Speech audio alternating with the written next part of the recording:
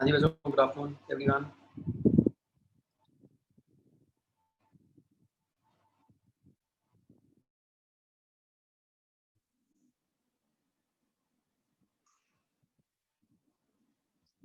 अच्छा, एक तो ये सबसे पहले टेस्ट का कर लें डिस्कस। मैंने जान के फर्स्ट डाली थी डेट। मुझे ये था कि एक बार 6 घंटे वाला टेस्ट भी देके देखो।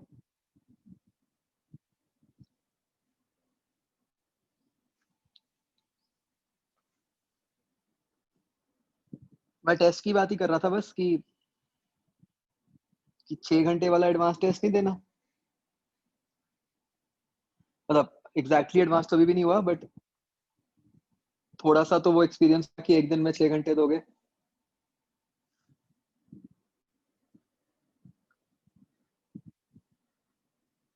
फर्स्ट नवंबर,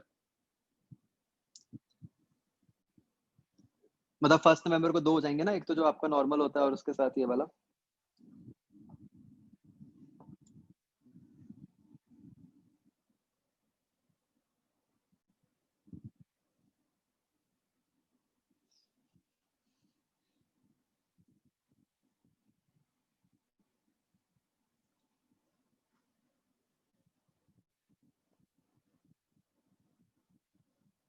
हाँ, एक मेंस और एक एडवांस।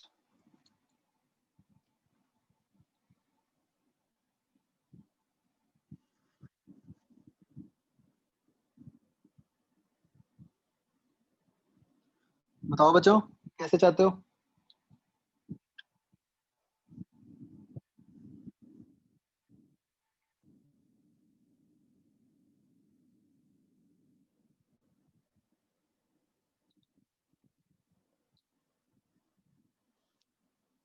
नहीं, अगर चाहते हो नॉन संडे मैं वो भी कर सकता हूँ। मतलब फिर वो 7 को कर देंगे, मतलब 8 को, जैसे आप कहो।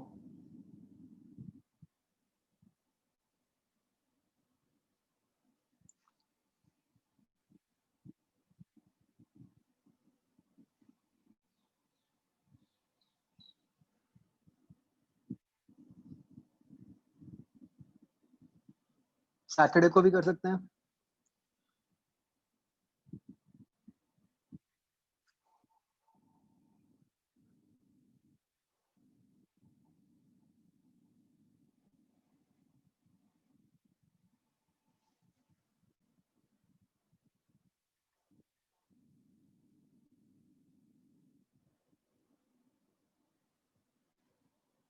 या ऐसा करें और मजेदार, 8 नवंबर को 6 घंटे का कर देते हैं,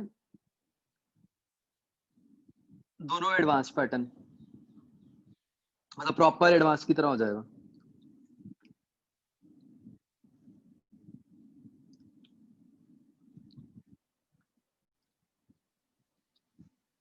चलो ठीक है, फिर कल वाला मैसेज कैंसिल। मतलब सिलेबस ऑलमोस्ट सेम होगा, बस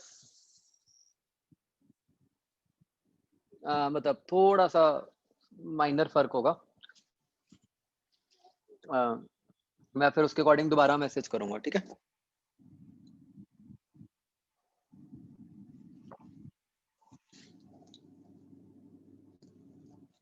ओके, तो ये बच्चों जो हम लास्ट टाइम क्वेश्चन कर रहे थे, आप में से कुछ लोगों ने मुझे भेजे थे आंसर्स, मुझे अच्छा लगा कि मतलब निकाल लिया आप लोगों ने।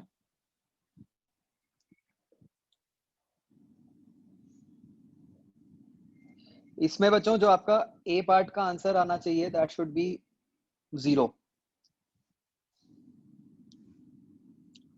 कितने लोगों का ये आंसर आ गया?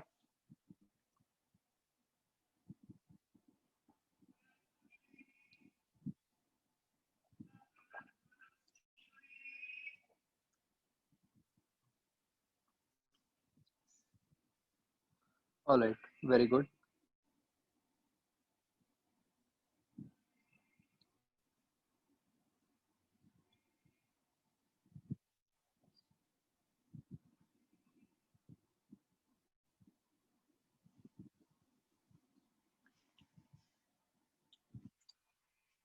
तो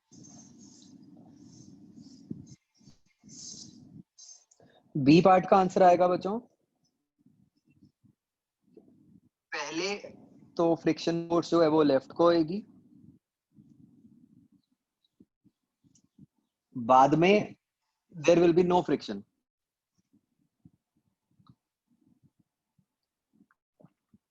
कितने लोगों का ये आंसर सही था?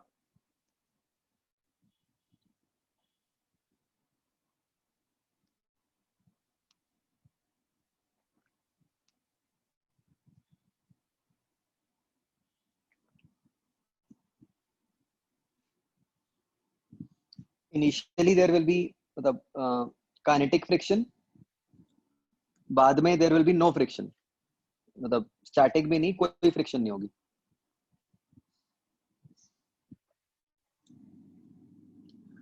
एंड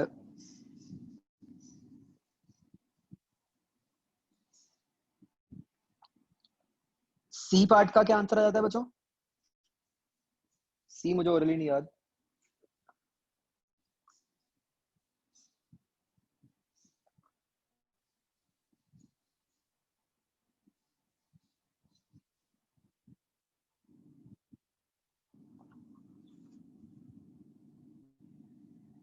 बेसिकली तो कर लिख लेते हैं, बन जाएगा।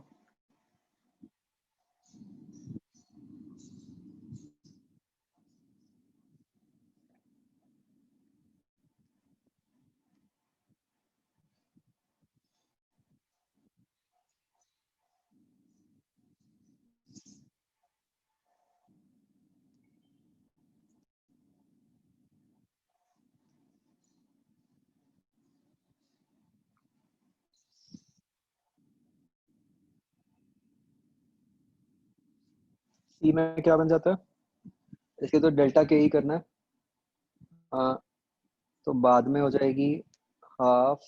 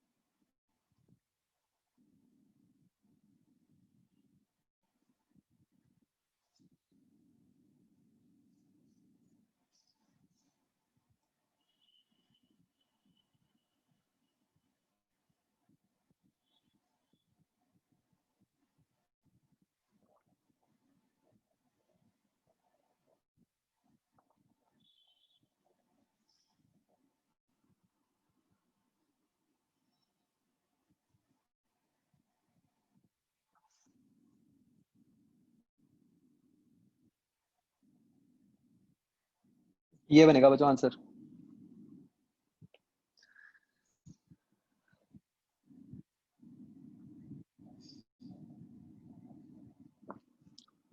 ये आया किसी का?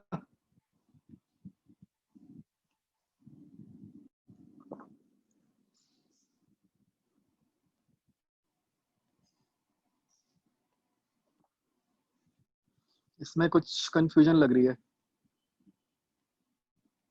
नहीं, डिस्क वाला नहीं, रिंग वाला ही लिखा है मैंने। ओहो, मैंने मिक्स कर दिया। सॉरी बच्चों, सॉरी। क्वेश्चन है, पता नहीं क्यों डिस्क मेरे माइंड में बार बार।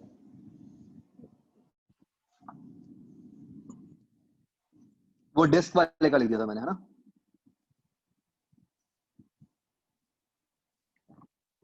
तो ये minus M V naught square आ गया।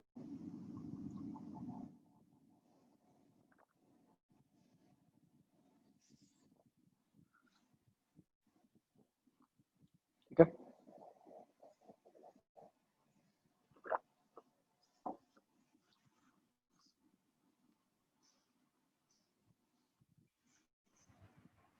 मैं बच्चों एक बार ये करके भी दिखा रहा हूँ। ठीक है, let's see the exact steps.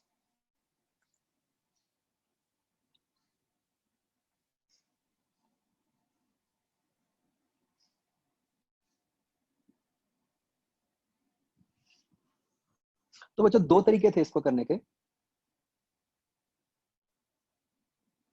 एक तो मुझे ये पता चल रहा है इस क्वेश्चन में कि अभी स्लिपिंग हो रही है, तो फ्रिक्शन फोर्स पीछे को लगेगी, ठीक है, एफ के। उसकी वैल्यू की भी जरूरत नहीं है हमें, बस हमें ये पता है कि वो, क्योंकि एफ के है तो हमें ये पता चल गया कि वो तो कांस्टेंट ही हो गई है ना। एफ एस होती तो पंगा है, कि फिर तो ये होता कि चेंज भी हो सकती है। एफ के ही है तो फिर तो कोई टेंशन ही नहीं है हमें ना।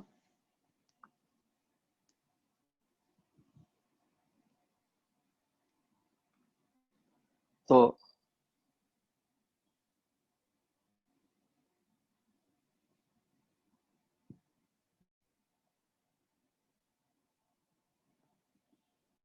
ये बच्चों उसकी इनिशियल वेलोसिटी और ओमेगा हो गए। फाइनली हम ये चाहेंगे कि उसकी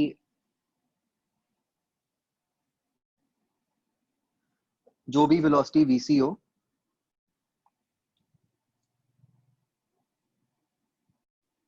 तो उसके करस्पॉन्डिंग अगर प्योर रोलिंग है तो ओमेगा भी इधर को होना चाहिए, equal to VC by R. बच्चों ये समझ आता है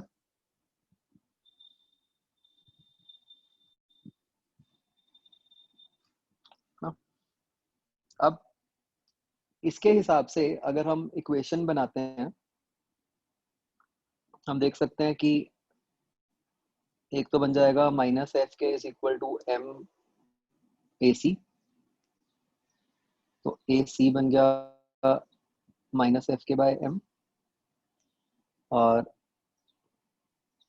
क्या बच्चों अभी मैं लोएस्ट पॉइंट के about torque equal to I alpha कर सकता हूँ?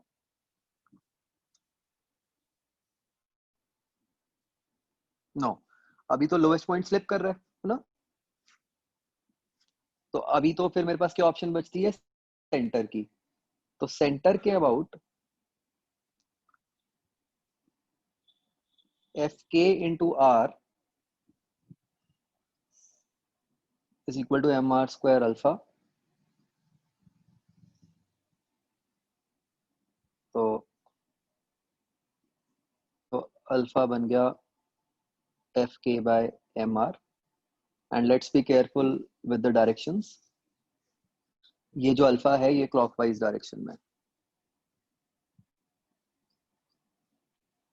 तो भाई कांस्टेंट एसी है, कांस्टेंट अल्फा है, तो हम सीधा इक्वेशंस ऑफ मोशन लगा सकते हैं। तो वी सी बन जाएगा टी नॉट माइनस एफ के by M into T.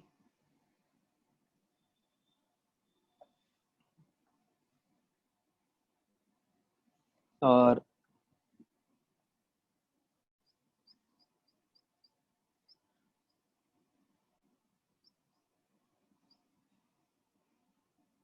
Omega final which is vc by r will be equal to omega initial which is minus v by r plus alpha t। इसमें बच्चों बस एक ये ध्यान रखना था कि ओमेगा इनिशियल माइनस में आएगा, है ना। ये सबको क्लियर हो रहा है कि ऐसा क्यों?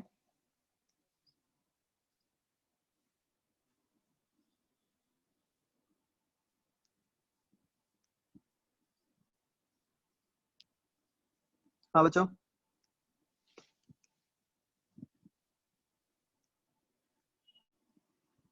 ओके। तो जब आप ये करोगे, इसको सॉल्व करके यू विल गेट, मतलब बाई चांस, मतलब वी सी जो है वो जीरो आ गया, ठीक है। ये रिंग थी तो रिंग के केस में वी सी जीरो आ जाता है।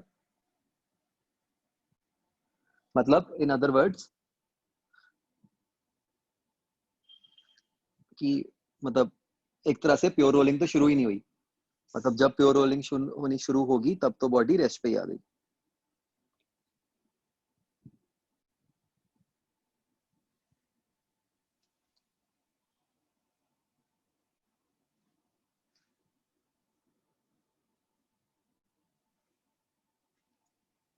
तो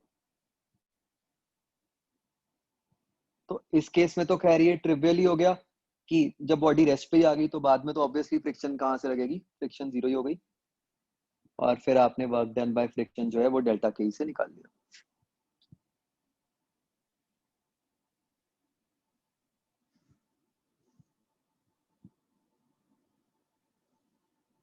राइट।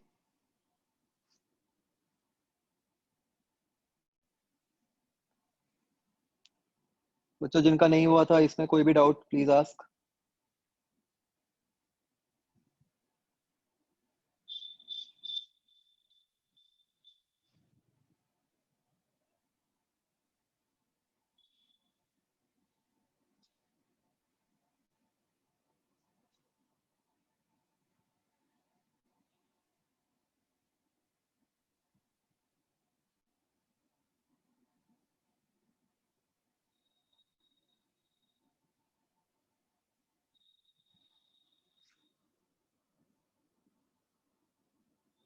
मतलब वो यस वो मतलब वही जो हम बात कर रहे थे, क्वेश्चन की फ्रेमिंग ही थोड़ी सी गलत हो गई। मतलब जब बॉडी रेस्ट पे ही आ गई तो हम ये कैसे कह सकते हैं कि अब प्योर रोलिंग है।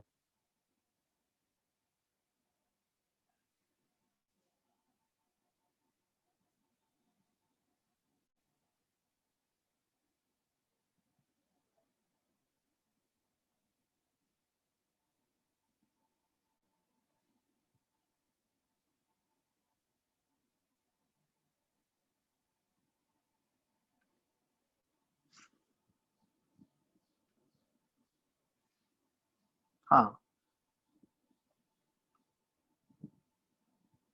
अब बच्चों इसका दूसरा तरीका, तो बच्चों ये है इनिशियल सिचुएशन।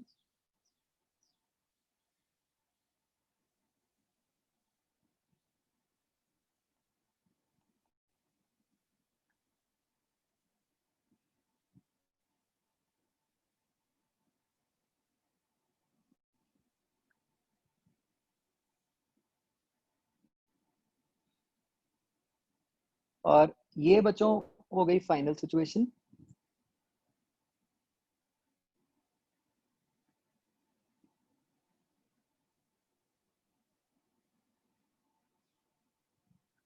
जब बॉडी के इस तरीके से ओमेगा और बीसी आ गए, राइट। अब now this is something which will come with practice. हम ऐसा पॉइंट ढूंढने की कोशिश करते हैं जिसके अबाउट टॉर्क जीरो आ जाए। अगर कोई ऐसा पॉइंट हमें मिल गया जिसके अबाउट टॉर्क जीरो आ जाती है तो उसके अबाउट एंगुलर मोमेंटम कंजर्व कर सकते होंगे हम, राइट। ठीक है, तो भाई एक दो पॉइंट्स ही हैं जो हो सकते हैं। पहले तो सेंटर लेते हैं। क्या बच्चों सेंटर के अबाउट टॉर्क जीरो है या नॉन जीरो है?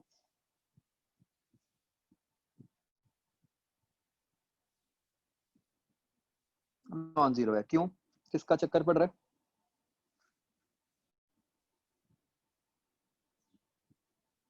फ्रिक्शन का।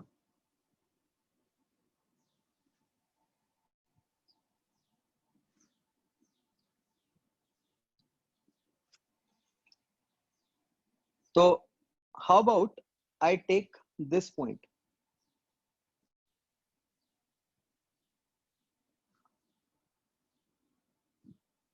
अच्छा ये देखो ध्यान से, मैंने जान के ये फिगर इस तरह से बनाया है। हम जो पॉइंट ले रहे हैं वो ग्राउंड पे ले रहे हैं, नॉट ऑन द बॉडी। है तो कॉन्टैक्ट पॉइंट इज ठीक, बट मैं बॉडी वाला नहीं ले रहा, मैं ग्राउंड वाला ले रहा हूँ। ऐसा क्यों?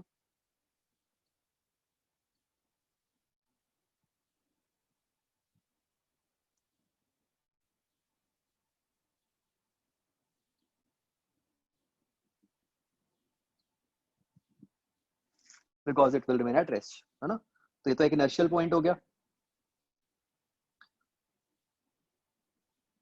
समझ आया। ये जो पॉइंट पी ग्राउंड पे है वो तो एक इनर्शियल पॉइंट हो गया।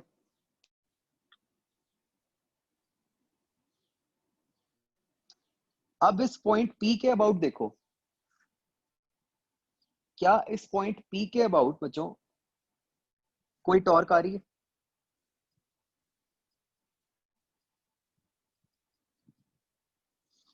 तो देखो जो फ्रिक्शन, मतलब not only at the position shown, जो फाइनल पोजीशन है तब भी जो बॉडी के ऊपर फोर्सेस लग रही हैं, क्या उनकी कोई टॉर्क आ रही है पॉइंट पी के अबाउट? पॉइंट पी मूव नहीं कर रहा, ध्यान रखो।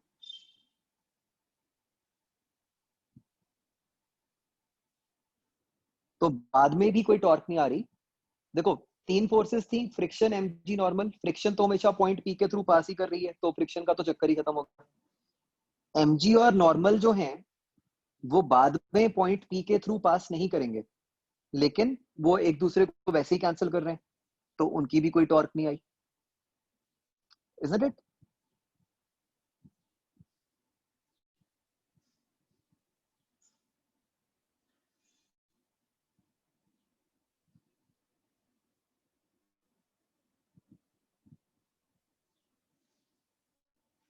तो हम angular momentum conservation inertial point के अबाउट करते हैं। एंगुलर मोमेंटम तो आप किसी भी पॉइंट के अबाउट निकाल सकते हो, बट जो कंजर्वेशन करनी है वो इनर्शियल पॉइंट के अबाउट ही करते हैं।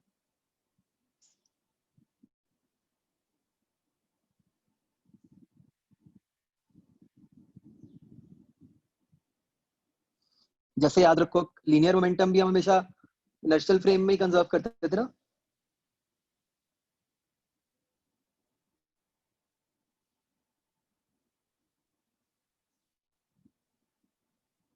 तो अब हम इसका मतलब पॉइंट पी के अबाउट बच्चों एंगुलर मोमेंटम कंजर्व कर सकते हैं। अब पॉइंट पी के अबाउट एंगुलर मोमेंटम क्या बना?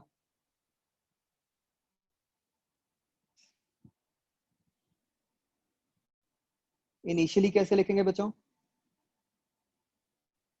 M R C M cross V C M. बच्चों ये किधर को बना, क्लॉकवाइज एंटी क्लॉकवाइज?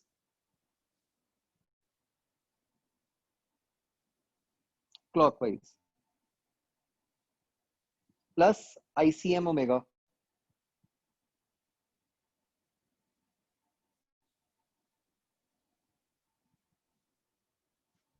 ये किधर को बना बच्चों? Anti clockwise. अगेन, क्या मैं बच्चों सीधा इसको आईपी ओमेगा लिख सकता था इनिशियली?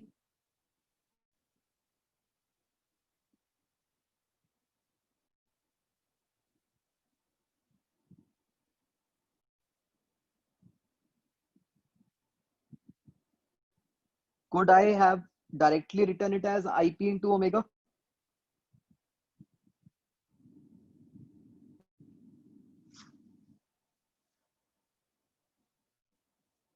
नहीं लिख सकता था। पी पॉइंट कौन सा हिंज पॉइंट है ना?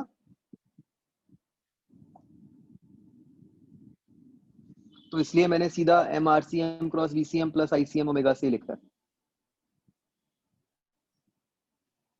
और बाद में क्या बन गया बच्चों? M R V C clockwise plus,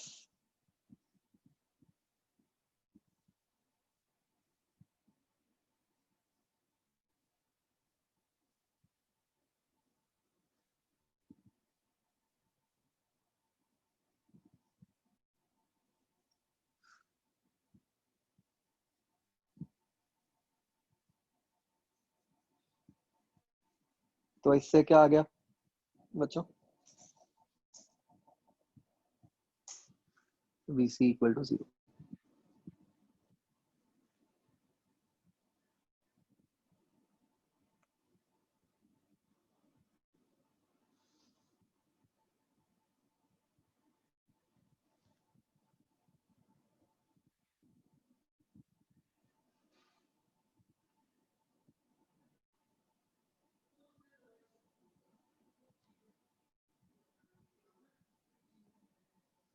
बच्चों समझ आया ये?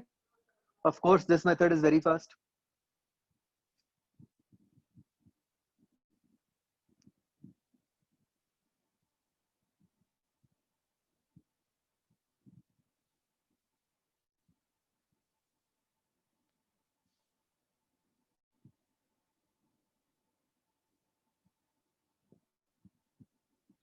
बच्चों देख के ऐसा नहीं लग रहा कि मैं पी पॉइंट बॉडी पे भी ले लेता तो भी आंसर तो आता ही?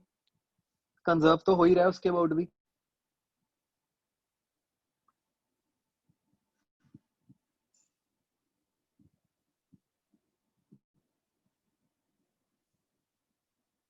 मतलब मेरी इक्वेशंस में तो इससे कोई फर्क नहीं पड़ा कि मैंने पी को ग्राउंड पे लिया या बॉडी पे लिया,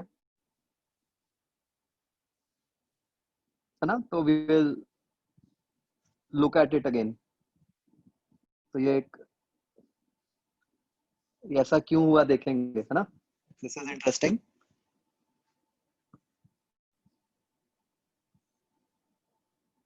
अगर डेरिवेशन की हो तो आइडिया भी लग जाएगा कि ये क्या हो रहा है। ठीक है, बट अभी टू बी सेफ हम यही कहेंगे कि इनर्शियल के अबाउट करना है। ठीक है,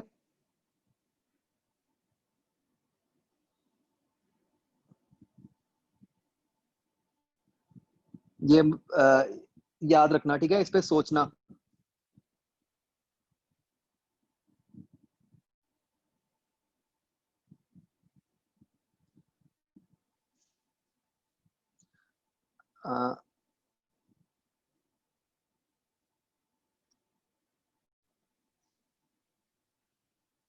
यस, एक हमने वो भी डिस्कस करना है, मैं भी आता हूँ उस पे। एक जो हमने जब प्योर रोलिंग स्टार्ट किया था तो एक क्वेश्चन उठा था ना कि अगर एक पॉइंट की वेलोसिटी 0 है तो फिर वो आगे कैसे जा रहा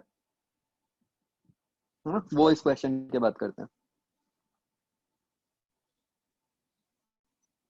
बच्चों ये सबको क्लियर हो गया क्वेश्चन?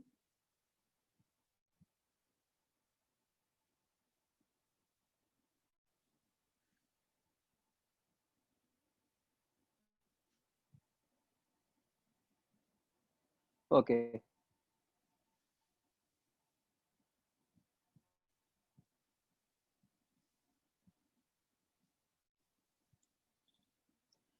बच्चों ये जो क्वेश्चन था ये कैसे करना था?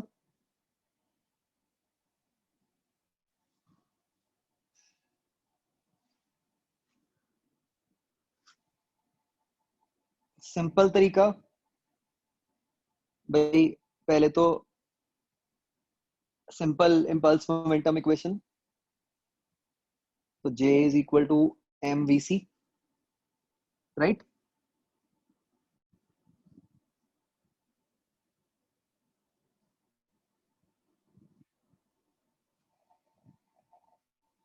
इसमें मैंने ये कहा था कि पॉइंट पी बॉडी पे भी हम मान लेते तो भी कंजर्व तो हो ही रहा है, हमारी इक्वेशंस को तो कोई फर्क नहीं पड़ा।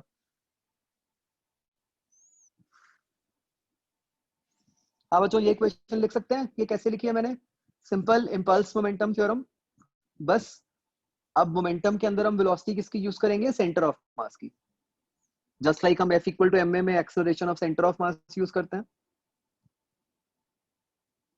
राइट? दूसरी इक्वेशन सेंटर के अबाउट, वो एंगुलर इम्पल्स वाली। तो सेंटर के अबाउट एंगुलर इम्पल्स कितनी हो गई? J into H is equal to I omega. ये क्या था? Hollow sphere.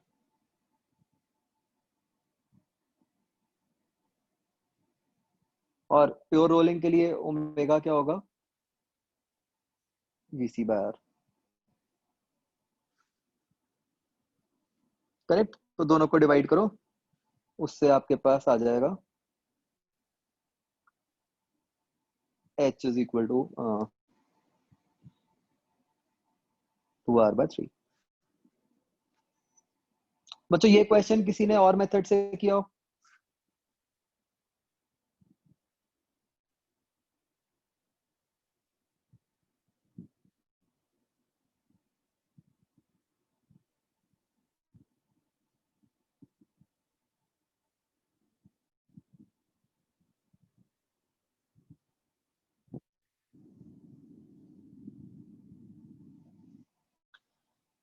इसका बच्चों दूसरा मेथड देखो, सबने ऐसे ही किया था ये।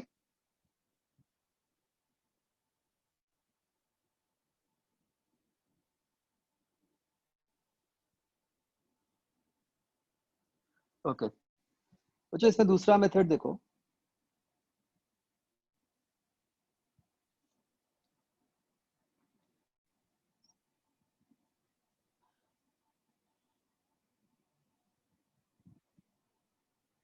अगर हम बॉडी का एफबीडी बनाएं, जे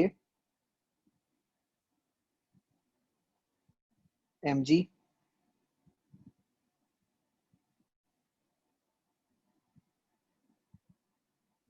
नॉर्मल, और कोई फोर्सेस बचो?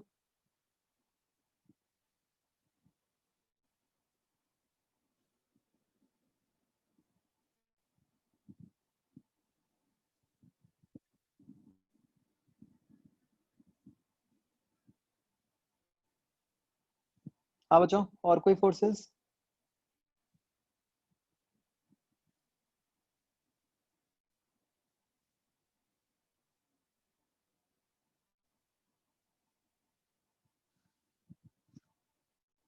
नहीं है ना? तो बच्चों mg तो हमें पता ही है कि नॉन इम्पल्सिव होता है।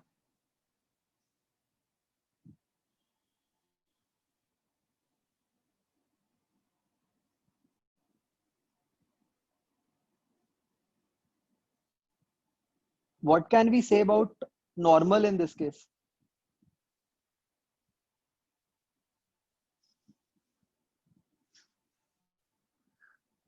नॉर्मल रिएक्शन इम्पल्सिव होगा या नॉन इम्पल्सिव होगा?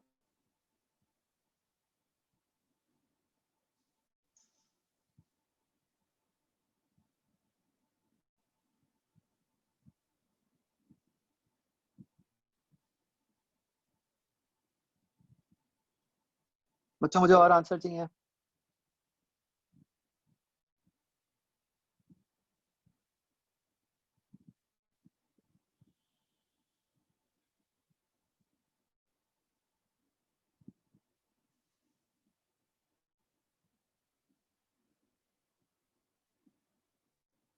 बोलो भाई, नॉर्मल रिएक्शन इम्पल्सिव होगा या नॉन इम्पल्सिव होगा?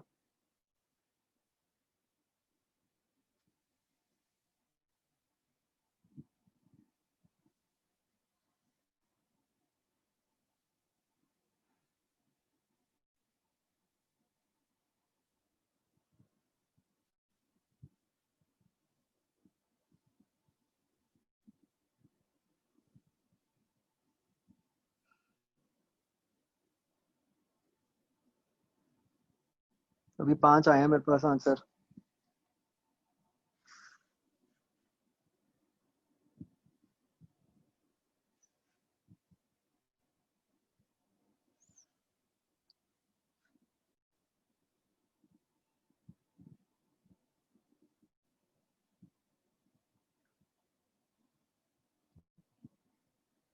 आदित्य, आपका क्या आंसर है?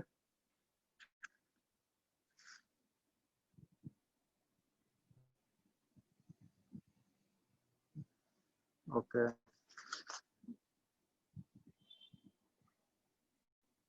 आशीष?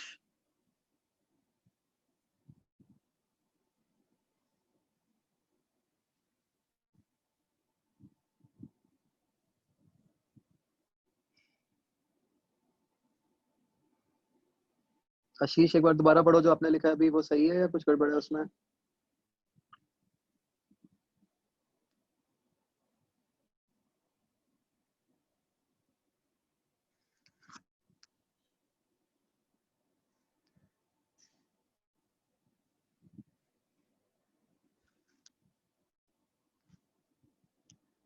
तो n will be non impulsive बच्चों।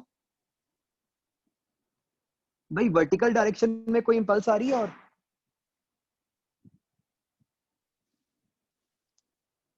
नहीं आ रही, है ना? अगर ये जे का कोई कंपोनेंट होता वर्टिकल डायरेक्शन में, तो डेफिनेटली जो नीचे वाला नॉर्मल रिएक्शन है वो इम्पल्सिव होता। बट इस केस में तो जे हॉरिजॉन्टल लग रहा है,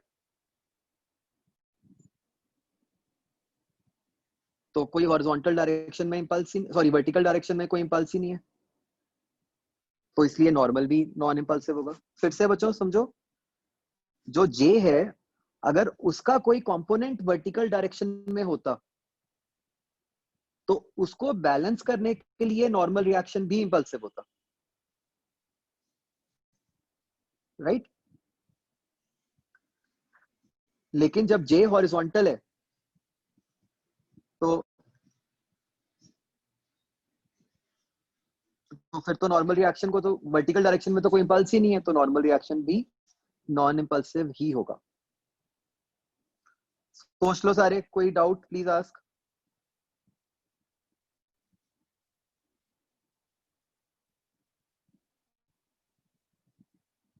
मनकीरत क्लियर हो गया? ओके, तो अब बच्चों इससे हमें क्या फायदा हो गया? अगर हम पॉइंट क्यू पे चले जाएं, जहां पे इंपल्स लग रही थी, अगर हम उसी पॉइंट पे ही चले जाएं, क्या पॉइंट क्यू के अबाउट कोई इंपल्स है? Angular impulse.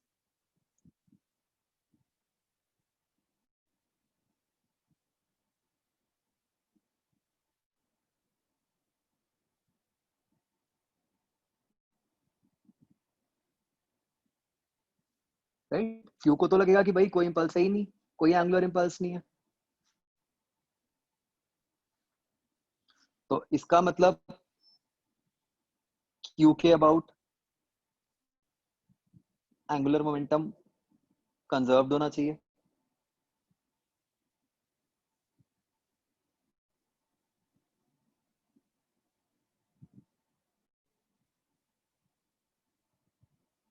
क्यू के अबाउट, क्यू पॉइंट है जहां पे इंपल्स लग रही है,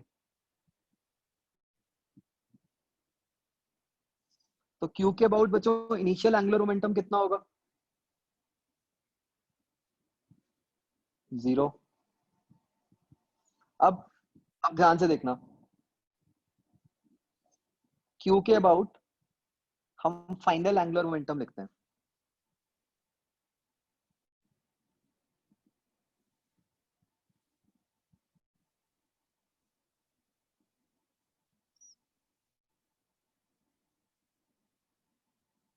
तो बाद में हमें पता है कि ऐसे आ जाना चाहिए,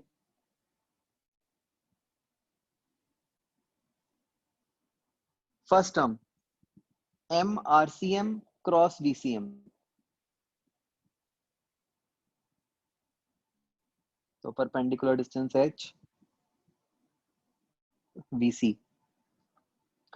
बच्चों ध्यान से बताओ मुझे, ये क्लॉकवाइज होगा एंटी क्लॉकवाइज होगा?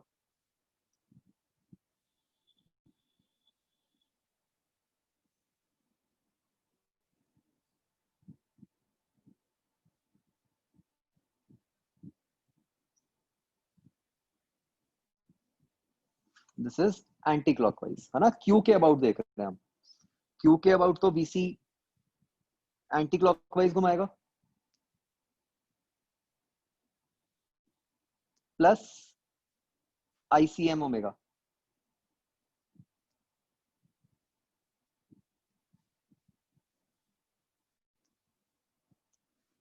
ये किधर को आएगा?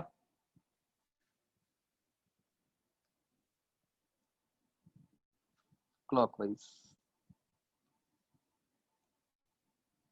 क्या आ गया बच्चों इससे?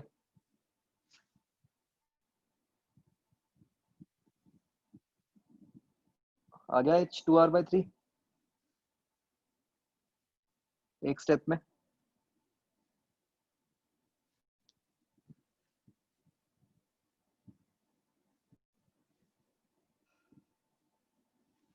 है ना मजेदार रोटेशनल?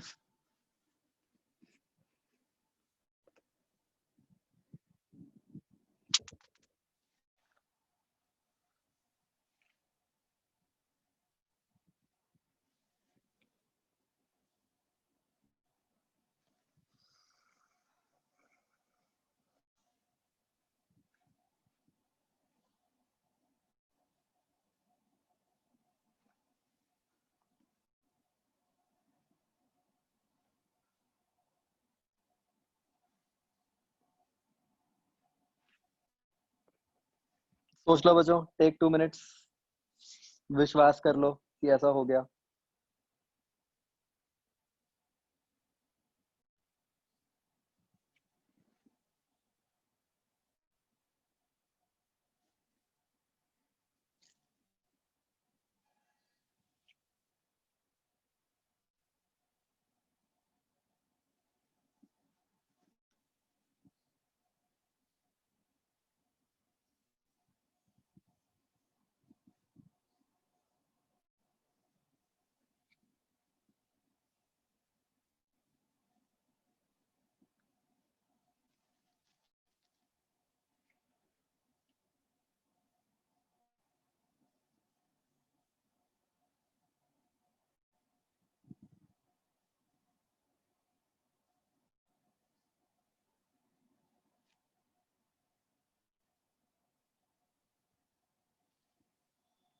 तो मतलब बच्चों, ब्रॉडली मोटा मोटा ये तो समझ लो कि रोटेशनल में जो हिंज पॉइंट्स होते हैं और जो points of application of forces होते हैं, है ना, those are like magical points.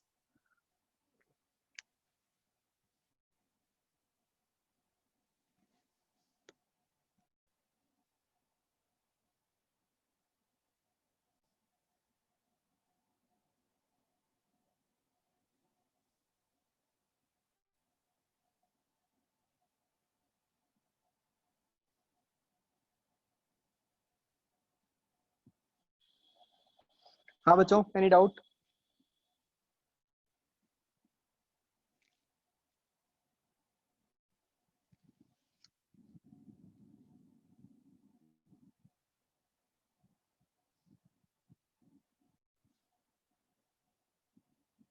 Okay.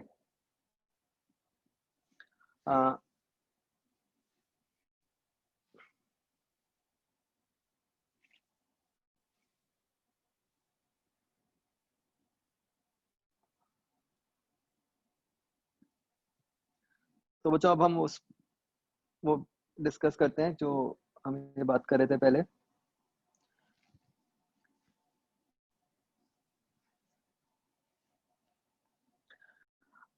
हाँ जी बच्चों, तो क्वेश्चन ये था कि अगर पॉइंट पी की वेलोसिटी 0 है तो फिर पॉइंट पी आगे कैसे बढ़ रहा है? किसी के पास बच्चों कोई आंसर जो सोचा हो?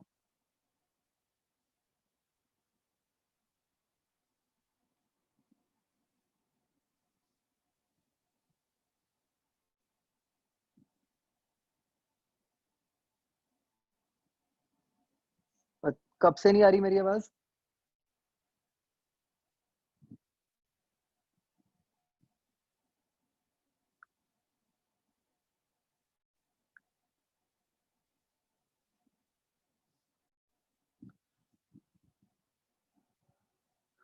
ओके। चलो बच्चों, ये सोचो जरा, मतलब ये जो मैंने क्वेश्चन दिया था पहले कि पॉइंट पी की अगर वेलोसिटी 0 है तो ये मूव कैसे कर रहा है?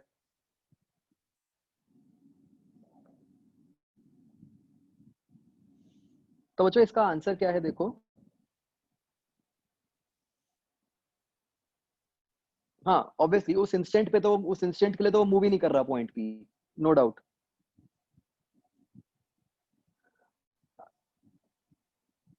बच्चों पॉइंट पी की वेलोसिटी 0 है। मुझे बताओ what is the acceleration of point P?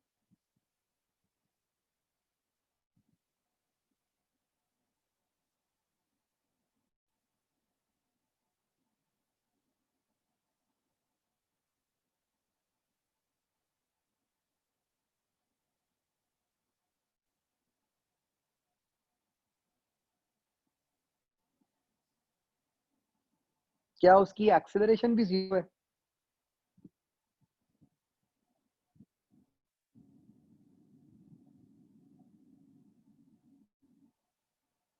नहीं है ना। क्या एक्सेलरेशन है उसकी?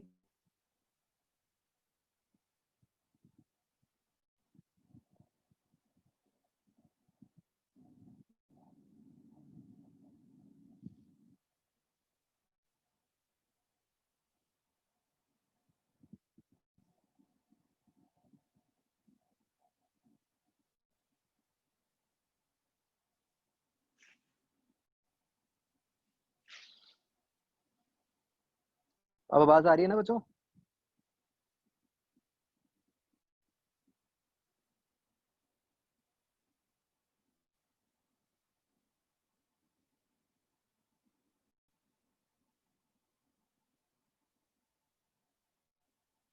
हाँ जी। तो आप कैसे लिखोगे एक्सेलरेशन ऑफ पॉइंट पी?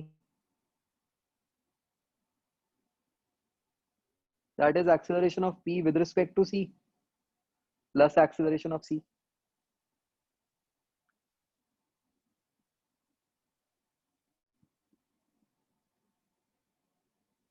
तो सी को पी की क्या एक्सेलरेशन नजर आएगी? अल्फा आर अगर वो होता तो, है ना?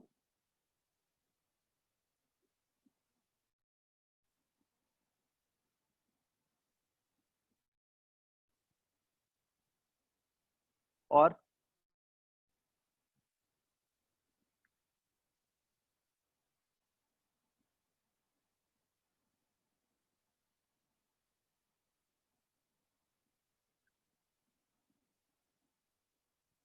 एक उसकी तरफ को एक्सेलरेशन ओमेगा स्क्वायर आर,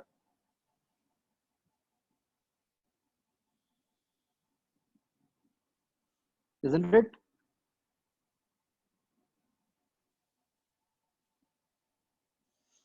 इसका क्या मतलब हुआ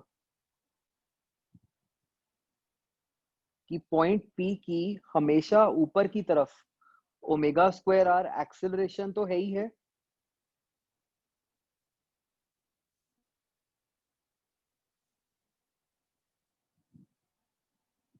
इजंट इट?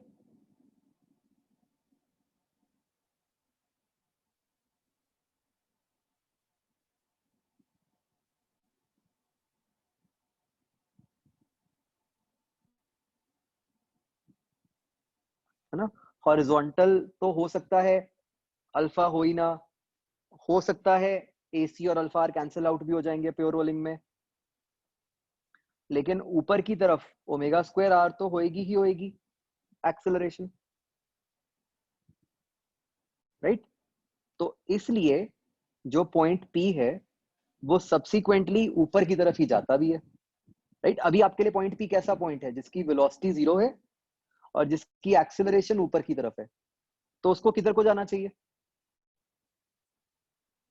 ऊपर की तरफ।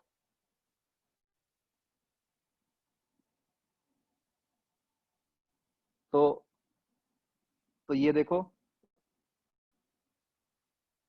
ये फिगर किधर को जा रहा है पॉइंट पी? ऊपर को जा रहा है।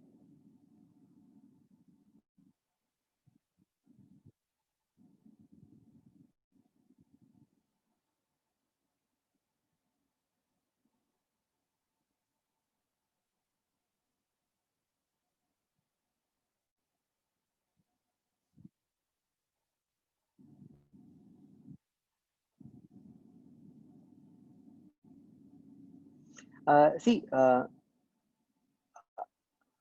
हाँ हर्ष, मुझे वो एक्चुअली आपकी एक्सप्लेनेशन समझ नहीं आई थी, इसीलिए मैंने उस पर कोई कमेंट नहीं किया था,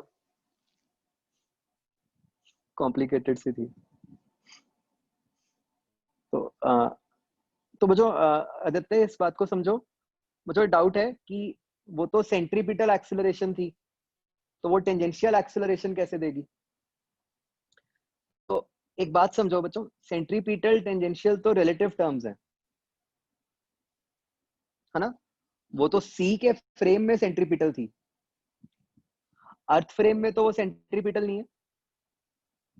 अर्थ फ्रेम में तो वो सीधा एक ऊपर की तरफ एक्सेलरेशन है। सेंट्रीपिटल तो हमने अपनी कन्वीनियंस के लिए बनाई थी ना टर्म।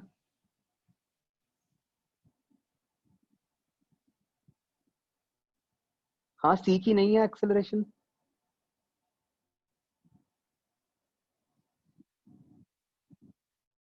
तो इसीलिए तो मतलब सी की तो अगर एक्सेलरेशन होनी होगी तो वो अल्फा आर होएगी, हाँ सॉरी मतलब एसी होगी।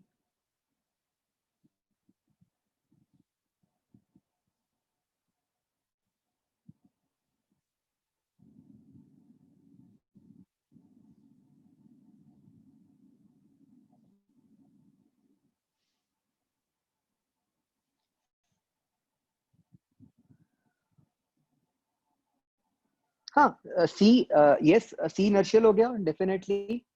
तो यस, सी को भी उसकी एक्सेलरेशन ऊपर कोई दिख रही है ना?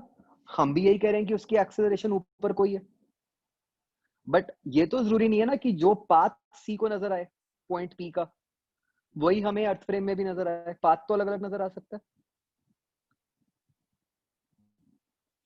तो सी को तो ये दिख रहा है कि पी उसके अबाउट सर्कल में घूम रहा है हमेशा,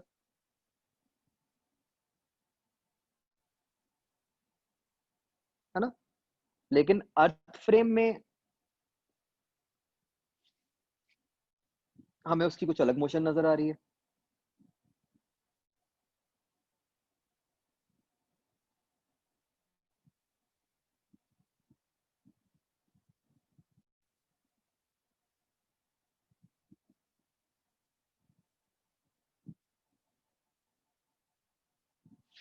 तो अर्थ फ्रेम में मतलब वेलोसिटी जीरो आ रही है ना उस पॉइंट की, तो वो हमें ये भी समझ आ रहा है क्यों आ रही है, क्योंकि वो डायरेक्शन चेंज कर रहा है उस इंस्टेंट पे।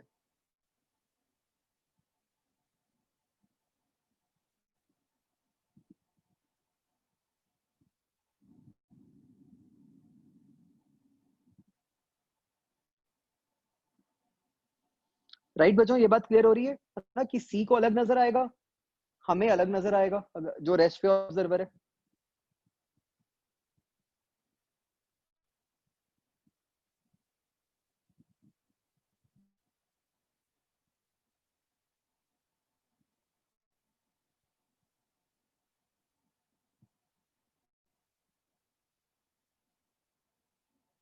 सर्कुलर में ये इसलिए नहीं आता था क्योंकि सर्कुलर में हम हमेशा ये मानते थे कि जो सेंटर है वो रेस्ट पे ही है, तो ऐसी कोई सिचुएशन ही नहीं बनती थी।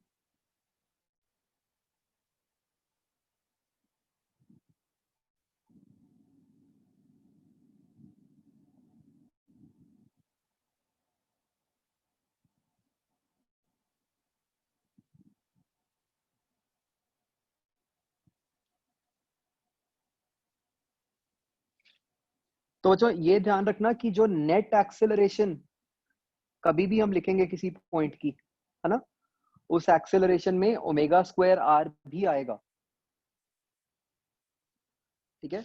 आई एम नॉट श्योर अगर हमने पहले कोई क्वेश्चंस अगर करे हैं जिसमें ओमेगा स्क्वायर आर कंसिडर नहीं किया हुआ, तो वो सिर्फ वो वाले केसेस हो सकते हैं जहां पे हमने यही माना हो कि अभी मतलब बॉडी रेस्ट पे ही है, कि ओमेगा जीरो है उसका। ठीक है। अदरवाइज तो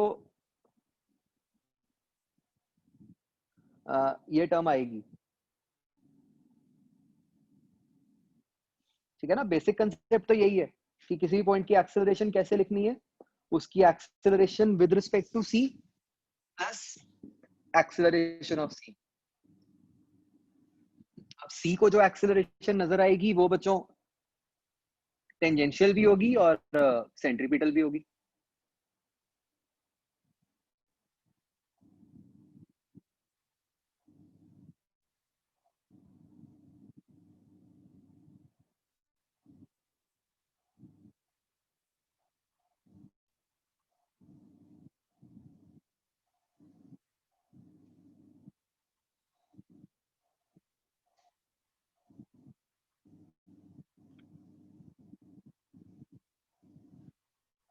हाँ बच्चों, ये बात समझ आ गई।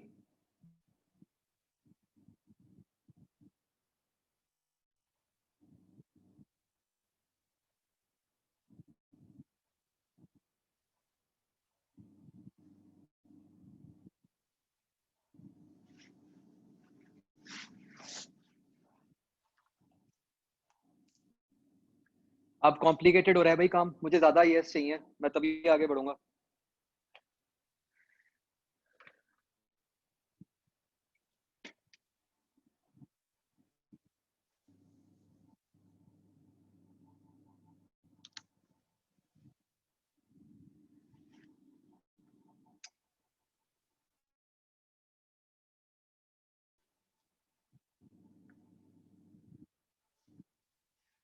मतलब पहले हम सिर्फ इसलिए हो सकता है कि ना लेते हो रिलेटिव में सेंट्रीपिटल, अगर हम ये मान रहे हो कि उस इंस्टेंट पे ओमेगा जीरो है, और कोई रीजन नहीं हो सकता। ठीक है, अदरवाइज तो हमेशा आएगी आएगी सेंट्रीपिटल भी।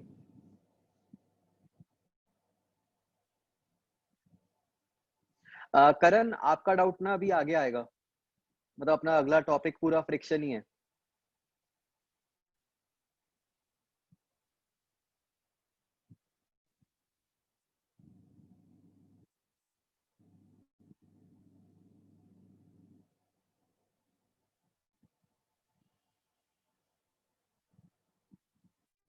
हाँ बच्चों, ये क्लियर हो गया?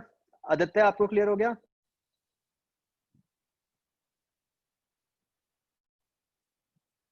ठीक है, कोई नहीं, और सोचो, रहते हो जाएगा।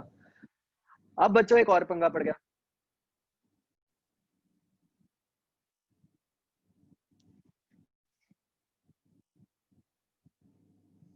सोचो क्या पंगा पड़ गया।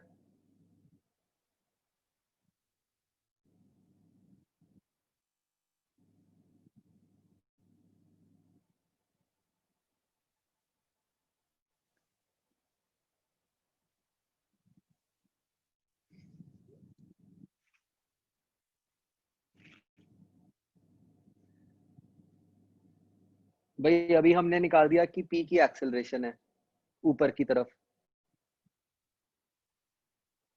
है ना। ये बात तो पक्की हो गई कि पी की एक्सेलरेशन है ऊपर की तरफ। तो फिर इसका मतलब तो ये हुआ कि पी तो नॉन इनर्शियल पॉइंट हो गया।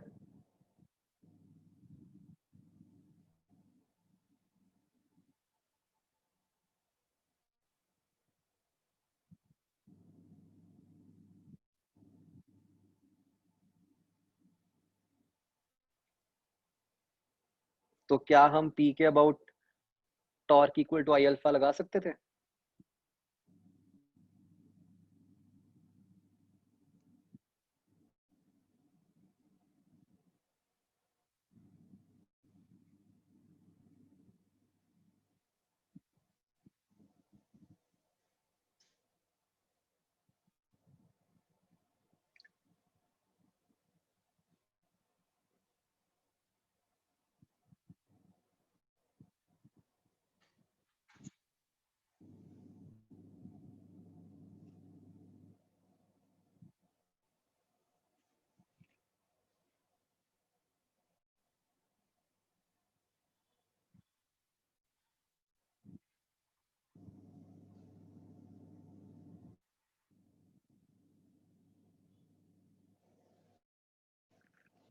हाँ भाई मजा आ रहा है।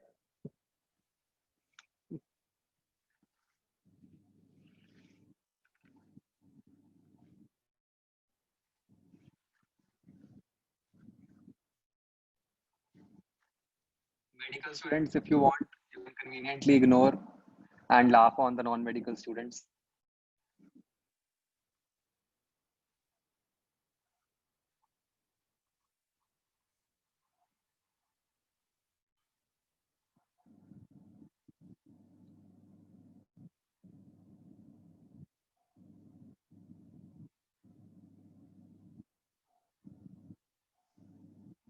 Okay, my question again was कि ये सारा कुछ करने से ये पता चल गया कि p की एक्सेलरेशन होती है। तो अगर p की एक्सेलरेशन है तो p नॉन इनर्शियल हो गया। तो फिर क्या हम p के about torque equal to I alpha लगा सकते थे।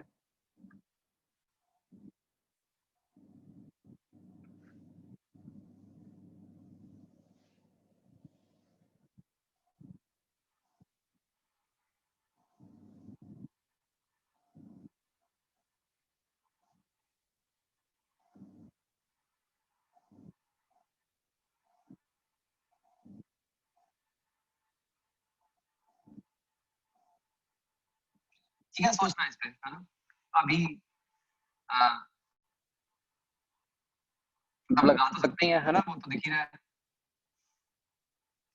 तो क्यों लग गया वो सोच लेना, है ना। वो अभी नहीं बता रहा मैं, दिमाग लगा रहा हूँ।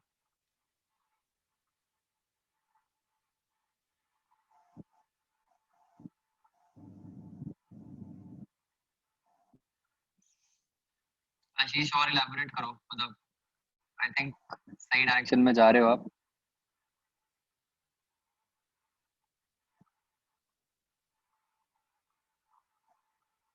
मतलब जो आपने लिखा है उससे क्या हो जाएगा।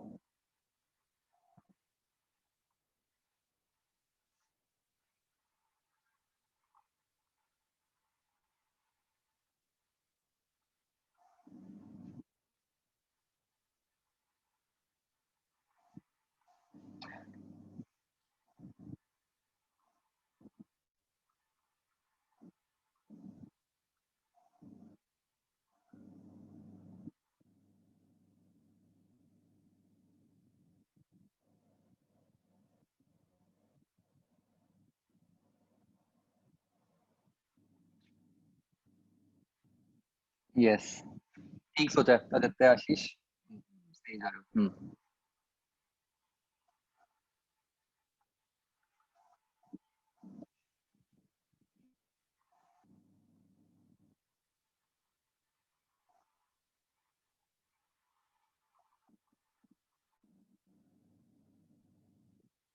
चलो बच्चों, एक ब्रेक लेते हैं 3-4 मिनट की। ठीक है, थोड़ा सा एब्जॉर्ब कर लो, क्योंकि आगे वाला पार्ट भी काफी सोचने वाला है। ठीक है, पानी वगैरह P low. Will start again in 5 minutes. ठीक है।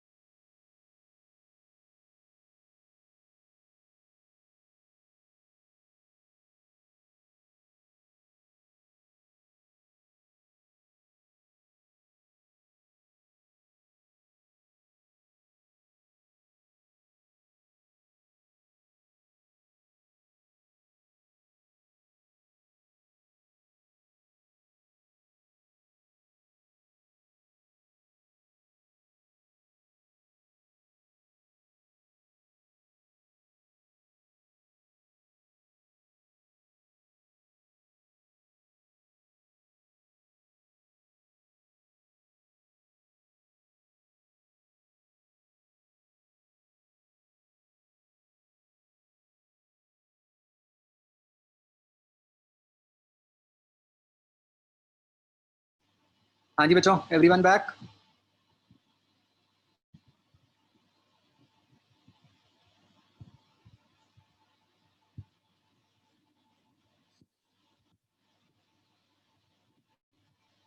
ओके, तो बच्चों देखते हैं रोलिंग में फ्रिक्शन किस तरीके से एक्ट करती है।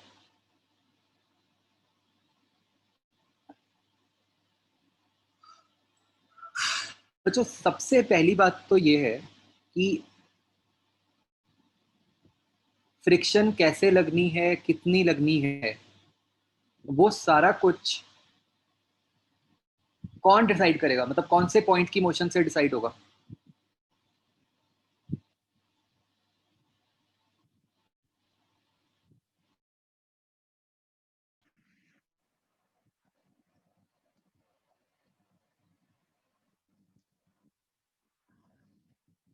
हाँ बच्चों, कुछ नहीं करवाया अभी तक। अभी तो बस यही बात हुई है कि हम मतलब रोलिंग में फ्रिक्शन पढ़ने लगे हैं। तो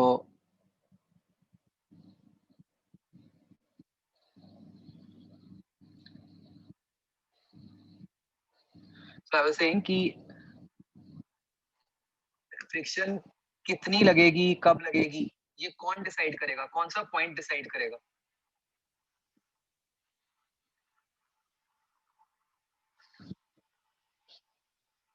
तो मतलब everything is determined by the contact point, ठीक है, and not centre of mass, जो कांटेक्ट पॉइंट होगा।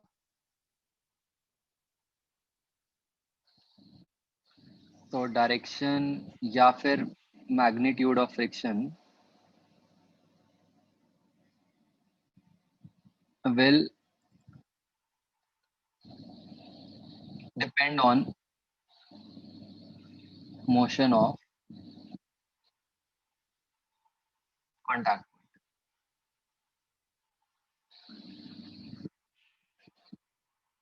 ठीक है, तो बच्चों अगर तो स्लिपिंग हो रही है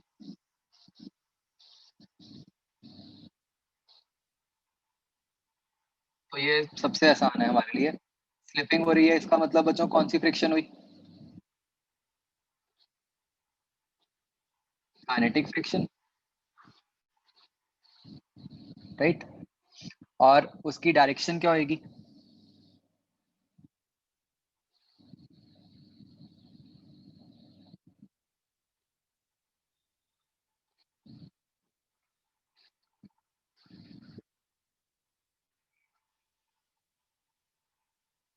will be opposite to direction of relative motion of contact point,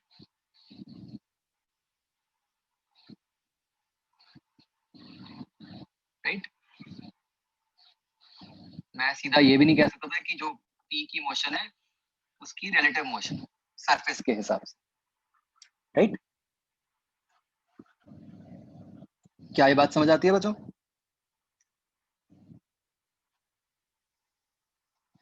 तो मतलब जैसे फॉर एग्जांपल अगर मैं आपको ऐसी सिचुएशन दूं,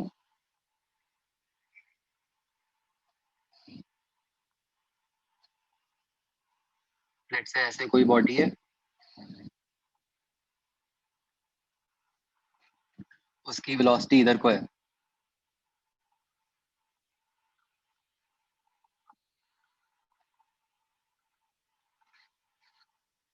तो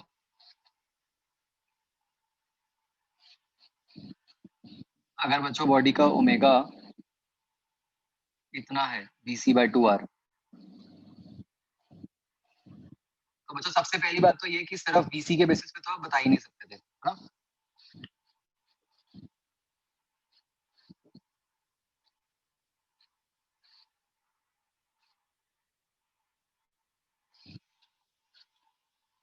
एक मिनट बच्चों, ओमेगा 2VC/R कर लो।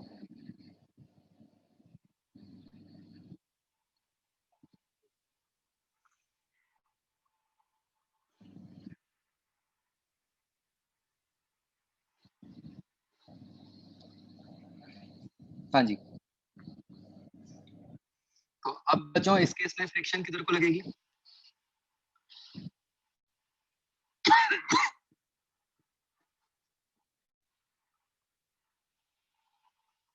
तो वो देखने के लिए हम क्या चेक करेंगे? Velocity of P.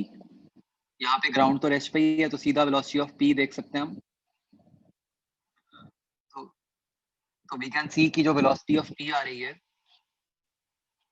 वो कितनी आ रही है? वी सी इधर को और तो वी सी इधर को, है ना?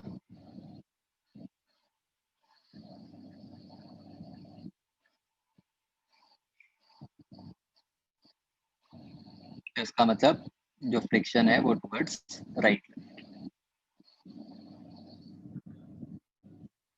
राइट। मतलब आप देख सकते हो, अब जैसे इस फिगर से मतलब वी आर टेम्पटेड टू से कि फ्रिक्शन टुवर्ड्स लेफ्ट, है ना? हमें एकदम देख के लगता है कि बॉडी आगे जा रही है, फ्रिक्शन लेफ्ट। बट फ्रिक्शन की डायरेक्शन कांटेक्ट पॉइंट की वेलोसिटी से डिसाइड हुई, वो भी रिलेटिव, अगर बाई चांस नीचे वाली सरफेस की भी वेलोसिटी हो।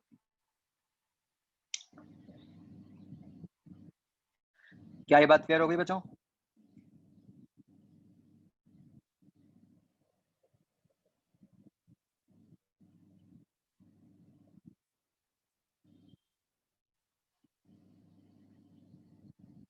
तो यस, इस केस में हम ये कह सकते हैं कि फ्रिक्शन क्या कोशिश कर रही है? फ्रिक्शन वीसी को बढ़ाने की कोशिश कर रही है और ओमेगा को कम करने की कोशिश कर रही है।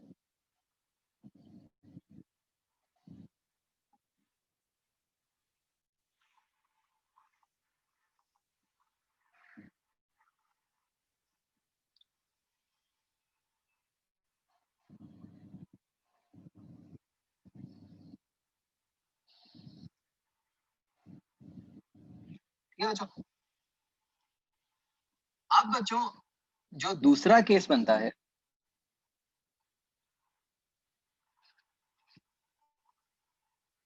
वो है जब प्योर रोलिंग होती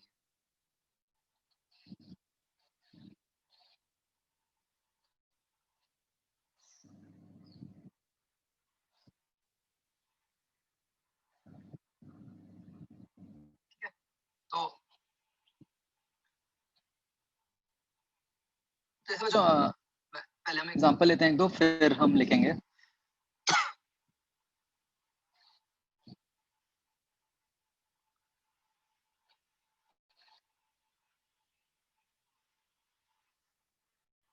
तो मान लो एक बॉडी ऐसे वीसी है और ये ओमेगा है।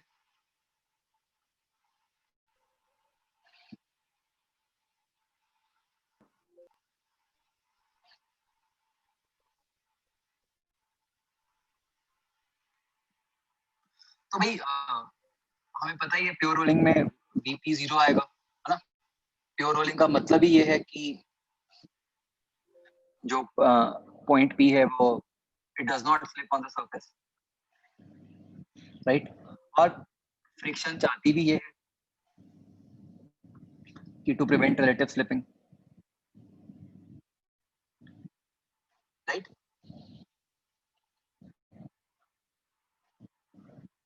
तो इस केस में बच्चों what can we say about friction?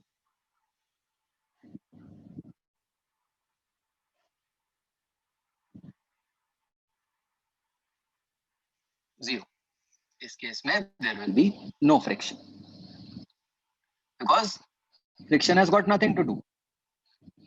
जो फ्रिक्शन ने करना था वो कंडीशन तो ऑलरेडी मीट हो रही है कि स्लिपिंग नहीं हो रही। अब फ्रिक्शन क्यों लगे?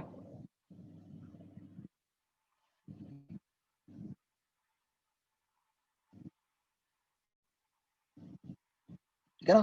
तो चाहे आपकी सरफेस स्मूथ है चाहे आपकी सरफेस रफ है, अगर आपकी प्योर रोलिंग की कंडीशन सेटिस्फाई हो रही है तो उस केस में there will be no friction.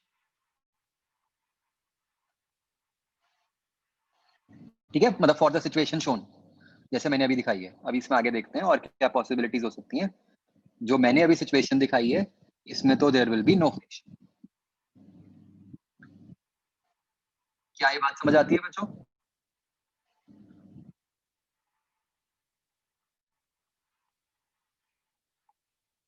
तो बच्चों जैसे जो ऊपर वाली सिचुएशन भी है, ठीक है, ये सिचुएशन एक तरीके से वैसी होगी जैसे मैंने आपको पिछली क्लास में क्वेश्चन दिया था, है ना, कि जहां पे स्लिपिंग हो रही है। तो यहाँ पर भी क्या होगा कि अभी तो फ्रिक्शन लग रही होगी, बट जब बाद में मतलब थोड़ी देर बाद क्या हो जाएगा बच्चों? बिल्कुल वही सिचुएशन जो हमने लास्ट टाइम बात की थी, कुछ देर के बाद प्योर रोलिंग होनी शुरू हो जाएगी, राइट? और एक बार प्योर रोलिंग होनी शुरू हो गई, फिर क्या होगा? फिर फ्रिक्शन लगना बंद कर देगी।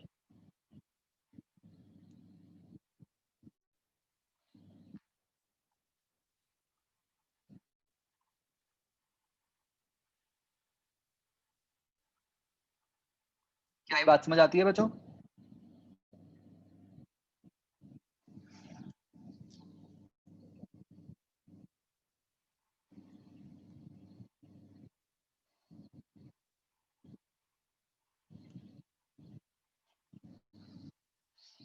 तो यहाँ लिख भी लेते हैं कि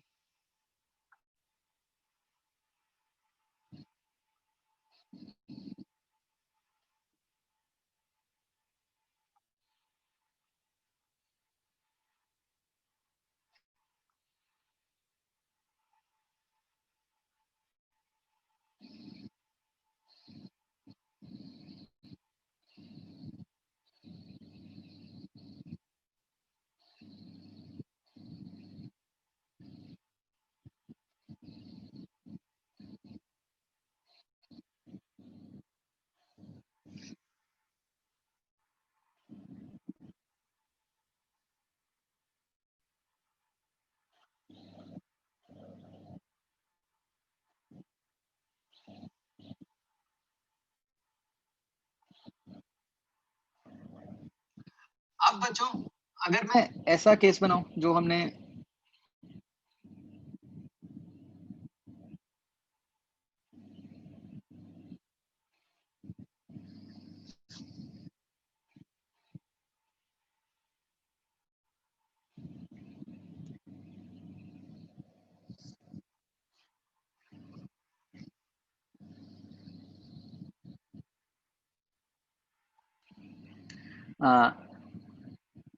इस टाइप के क्वेश्चन किए थे, इंक्लाइन प्लेन पे प्योर रोलिंग,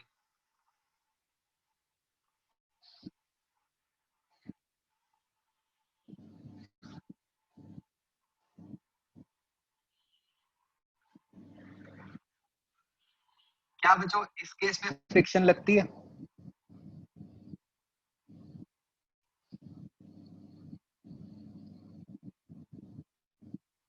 लगती तो है ना? कौन सी फ्रिक्शन, स्टैटिक या काइनेटिक?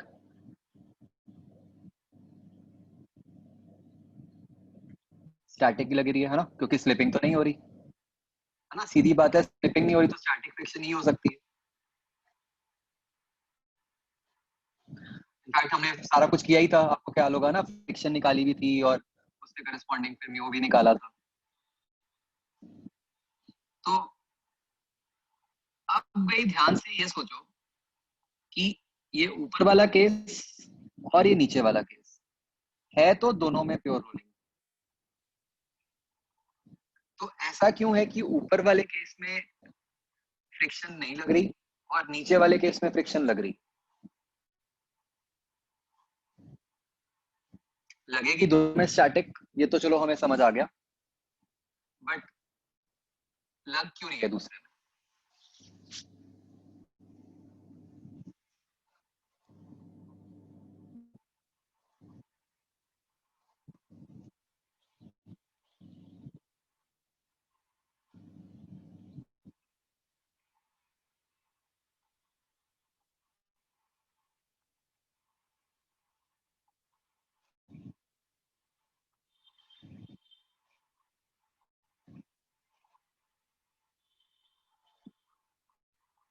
नहीं, हमने रेस्ट ही छोड़ा है इसको।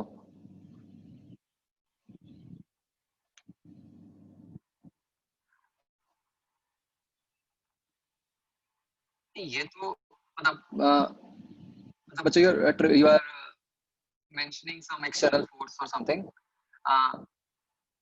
बट मतलब उससे फ्रिक्शन को क्या फर्क पड़ गया? फ्रिक्शन की कौन सी कंडीशन में चेंज आ गया जिस कारण से फ्रिक्शन लगनी शुरू हो गई?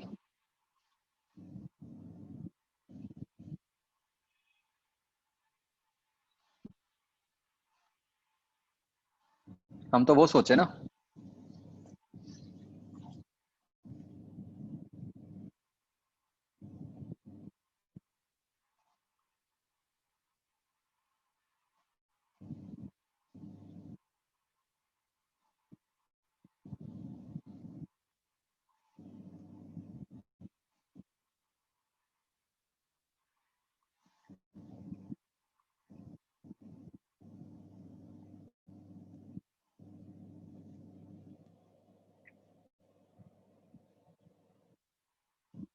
यस, यहाँ पे टेंडेंसी है। तो बच्चों याद करते हैं हम, स्टैटिक फ्रिक्शन की क्या कंडीशन होती है? स्टैटिक फ्रिक्शन कब लगती है बच्चों?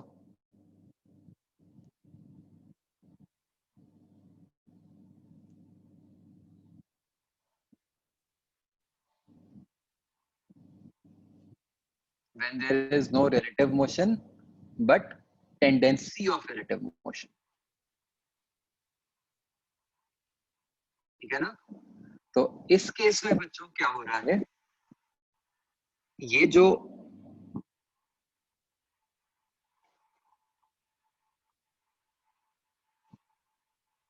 mg sin theta component है, this is creating a tendency of relative motion,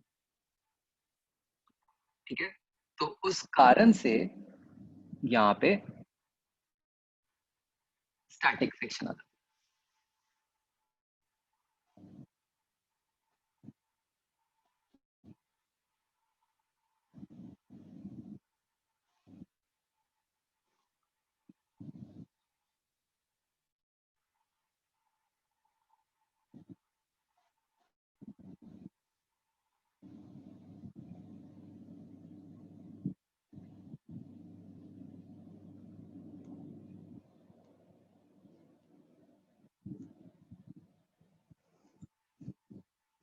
तो बच्चों मतलब काम इतना आसान नहीं है कि हम ये कह दें कि बस भाई स्लिपिंग है तो काइनेटिक और स्लिपिंग नहीं है तो कोई फ्रिक्शन नहीं। नहीं, अगर तो स्लिपिंग है फिर तो काइनेटिक, बात खत्म हो गई। बट अगर स्लिपिंग नहीं है तो दो केस हो सकते हैं। एक केस जहां पे तो स्लिपिंग की टेंडेंसी भी नहीं है, ठीक है, तो उस केस में तो फ्रिक्शन लगेगी ही नहीं। बट एक दूसरा केस भी हो सकता है जहां पे टेंडेंसी हो सकती है, ठीक है, तो उस केस में स्टैटिक फ्रिक्शन एक्ट करेगी।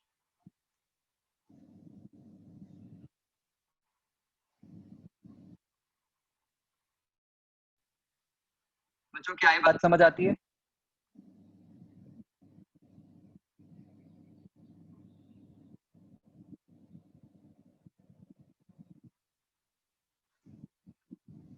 तो बच्चों इसमें अगर कंफ्यूजन हो भी ना, जैसे ये जो दो केसेस हैं,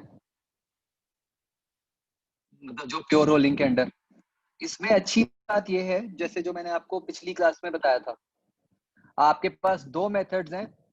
आप फ्रिक्शन अज्यूम कर लो किसी भी डायरेक्शन में और उसके हिसाब से इक्वेशंस बना दो, तो अपने आप आ जाएगा आंसर, ठीक है, डायरेक्शन भी आ जाएगी और मैग्नीट्यूड भी आ जाएगा, जीरो आनी होगी तो जीरो आ जाएगी, ठीक है। दूसरा तरीका मैंने क्या बताया था, विजुअलाइजेशन वाला। तो जैसे ये जो सेकंड वाला फिगर है ना, तो इसमें हमें पता है कि एसीएम तो आ ही रहा है नीचे को,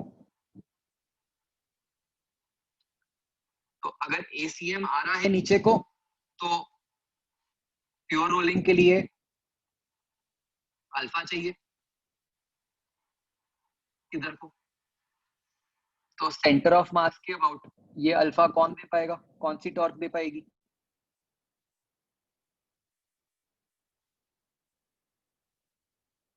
फ्रिक्शन की टॉर्क।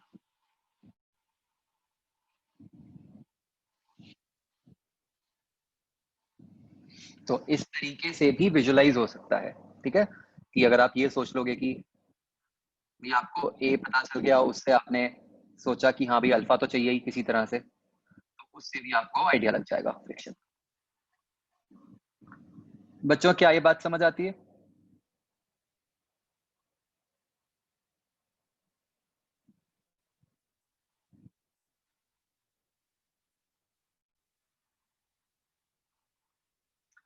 अब बच्चों एक और इंटरेस्टिंग बात ये है, आज काफी इंटरेस्टिंग बात हो गई, बस ये लास्ट है। Even if static friction acts, बच्चों उसका वर्क डन क्या है?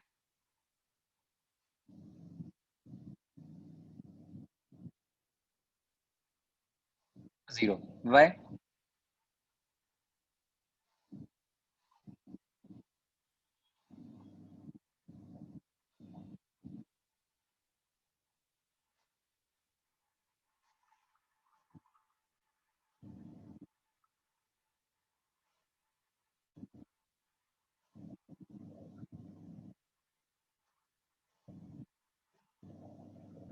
नहीं आदित्य, ये आप कैसे प्रूव करोगे कि ऐसा हो रहा है? ये तो कॉन्सिक्वेंस हुआ ना जो आपने लिखा है।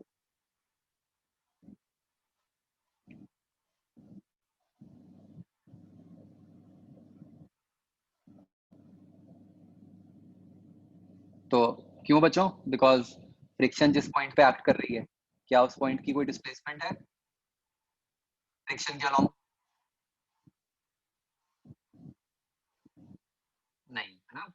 अभी जो हमने आज समझा वो पॉइंट तो किधर को जाता है, परपेंडिकुलर टू सरफेस जाएगा, है ना। जब हमने हॉरिजॉन्टल सरफेस बनाई थी तो वो ऊपर की तरफ गया था पॉइंट, उसकी सरफेस के अलोंग तो कोई वेलोसिटी ही नहीं है, कोई डिस्प्लेसमेंट ही नहीं है, इजंट इट?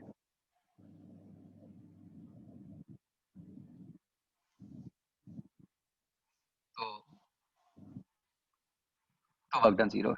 तो इसका मतलब कि सही है, चाहे फ्रिक्शन लग भी रही है तो भी आप आराम से एनर्जी कंजर्वेशन वगैरह लगा सकते हो।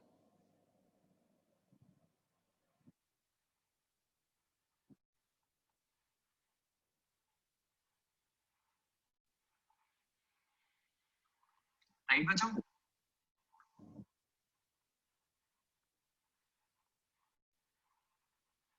तो बच्चों फ्रिक्शन के तीन ब्रॉड केसेस हैं, ये सबको समझ आ रहे हैं?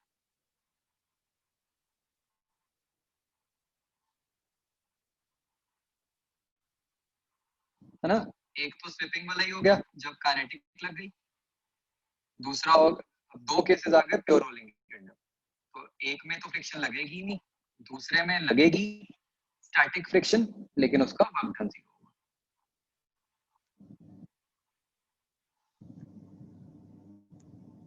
हाँ बच्चों, और यस चाहिए मुझे।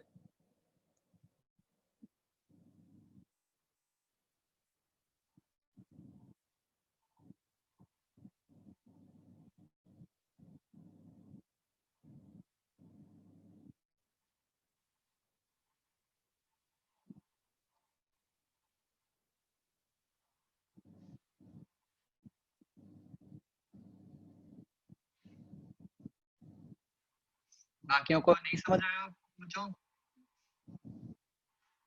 करण नूर, जसगीत, दिव्यम, हर्षल, हर्षित।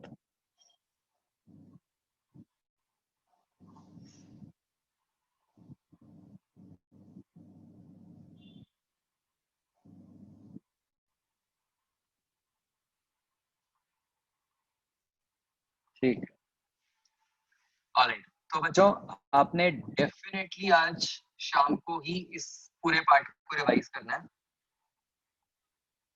ठीक है। बहुत ध्यान से एक एक वर्ड रिवाइज करना है।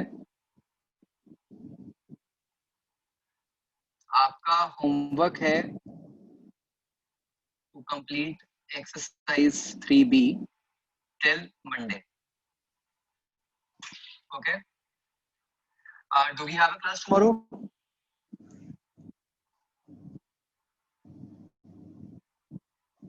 No. रहते हैं कल क्लास. तो हाँ कल है ना अपनी क्लास या नहीं है हाँ जी. तो 3B मैं कल डिस्कस नहीं करूंगा. कल I'll be just giving you some advanced questions.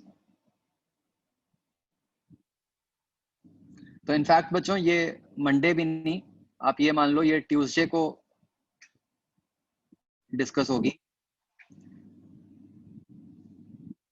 कल और मंडे वाली जो क्लास है इसमें हमने रोटेशनल की और कुछ एडवांस्ड और क्वेश्चंस करने हैं. This is optional for made students.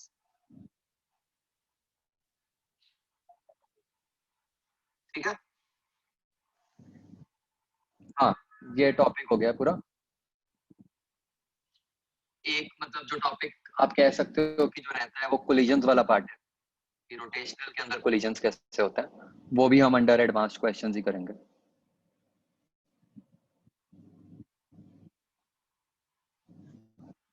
ठीक है जी. हाँ वो 2D कोलिजन्स भी रहते हैं मुझे ख्याल है, तो साथ ही करना है.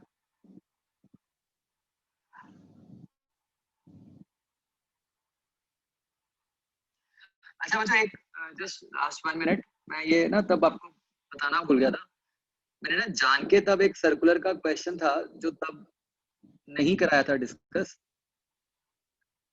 मतलब कि बाद के लिए दिया था. ये जो थर्ड क्वेश्चन था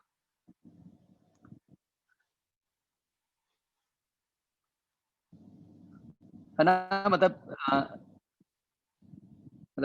ये बच्चों जो क्वेश्चन है तब तो हमने नॉर्मल तरीके से ही किया था, इसको रोटेशनल से करके देखना.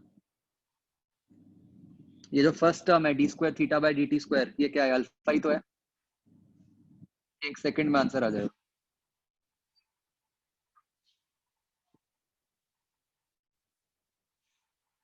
ठीक है.